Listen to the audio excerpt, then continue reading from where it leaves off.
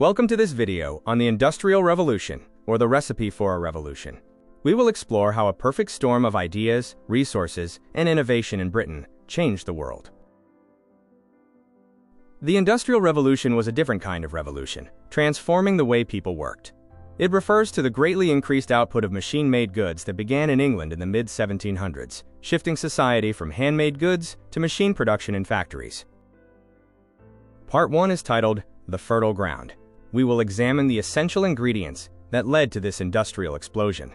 Why did it happen in Britain, and why at that specific time? The foundation was set on the farm. Before industry could be revolutionized, an agricultural revolution had to occur.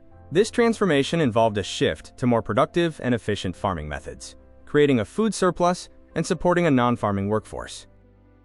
Three key innovations fed the nation: the enclosure movement, the seed drill, and crop rotation. These changes boosted efficiency, allowing landowners to experiment and dramatically increase crop yields. The agricultural revolution led to a food surplus, better livestock, and a population boom in England. This increased demand for goods, and the enclosure movement forced many small farmers to urbanize, creating the workforce for new factories. Britain had the perfect storm, possessing all the factors of production: land, labor, and capital.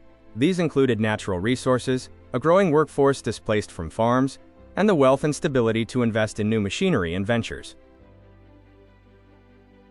Part 2 focuses on a chain reaction of innovation, examining how a spark in the textile industry ignited a global transformation.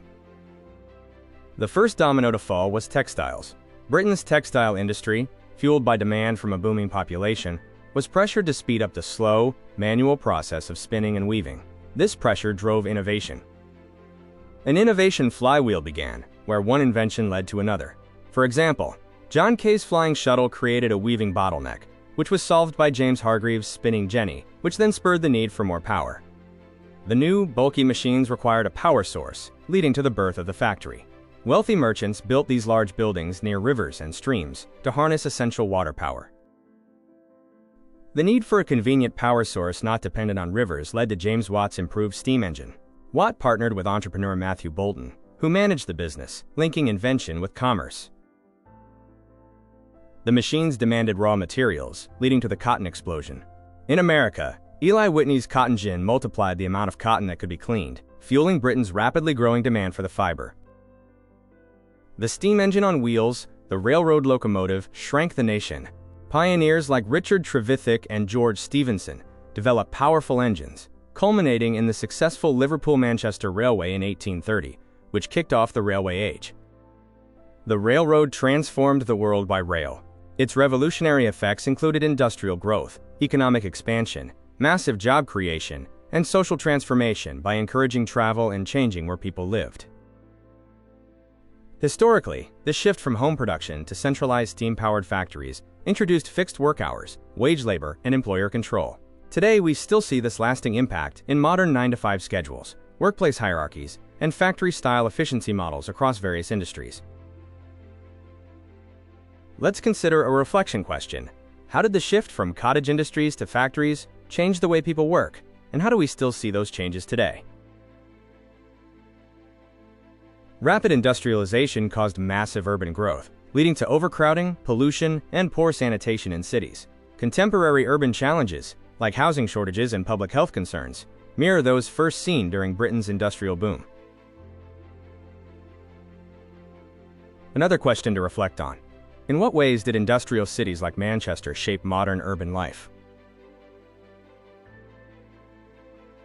Historically, children and adults worked long hours in dangerous conditions, sparking public outrage and early reform movements in Britain. Today, modern labor protections, including minimum wage, safety standards, and child labor bans, stem from these early industrial abuses. Here is a third question. How did child labor and unsafe working conditions during the Industrial Revolution lead to modern labor laws? Innovations by figures like James Watt revolutionized production speed, enabling mass manufacturing. Just as steam power transformed society then, modern automation, AI, and robotics are reshaping work and industry now, raising similar hopes and fears. A fourth question to consider: How did new technologies like the steam engine and mechanized looms set the stage for today's technological revolutions? Historically, factory owners accumulated great wealth, while many workers remained poor, creating stark class divisions. Modern debates over income inequality, workers' rights, and corporate power echo the same tensions that emerged during the Industrial Revolution. The final question is, how did the Industrial Revolution widen economic inequality, and why is that debate still relevant today? Thank you for watching this video.